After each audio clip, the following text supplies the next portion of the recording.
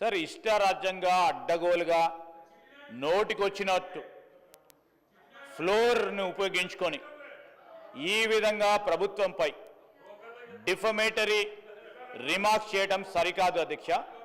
వెంటనే గౌరవ సభ్యులను కోరుతా ఉన్నాం, మీ ద్వారా వారిని కోరుతా ఉన్నాం. So he has to come forward to withdraw ఈ స్టేట్మెంట్.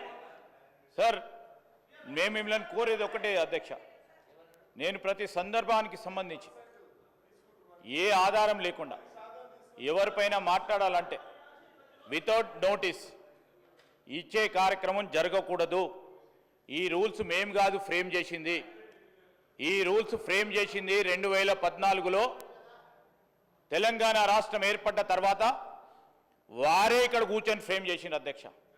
ఏ విధంగానైతే వారు డ్రెస్ వేసుకొని వస్తూ ఉన్నారో ఇక్కడ కూర్చున్నప్పుడు ఒక వేషాలు, అక్కడ కూర్చున్నప్పుడు అక్కడ వేషాలు. ఏంది అధ్యక్ష ఇది? ఏంది అధ్యక్ష ఇది? ఏంది సార్ అధ్యక్ష ఇది? నిన్న అయ్యప్ప స్వామి డ్రెస్సులు వేసుకొని వచ్చిండ్రు, చాలా గౌరవంగా భక్తి హృదయంతో ఉంటారు అనుకున్నాము. మళ్ళా మధ్యాహ్నం చూస్తే అదే లొల్లి, అదే గడబడు. ఈరోజు ఆటో సోదరులకు సంబంధించిన డ్రెస్ వేసుకొచ్చిండ్రు, చాలా సంతోషం. వారి సమస్యలను గుర్తించిందని అనుకుంటా ఉన్నాం. వారు ఇక్కడ కూర్చున్నప్పుడు ఏం చేసిండ్రు అధ్యక్ష?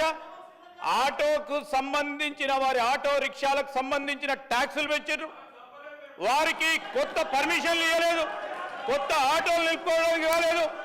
ఈరోజు ఇక్కడ కూర్చున్నప్పుడు ఒకటి, అక్కడ పోయినప్పుడు ఆటోలను కూడా మోసం చేసే ప్రయత్నం చేస్తూ ఉన్నారు అధ్యక్ష.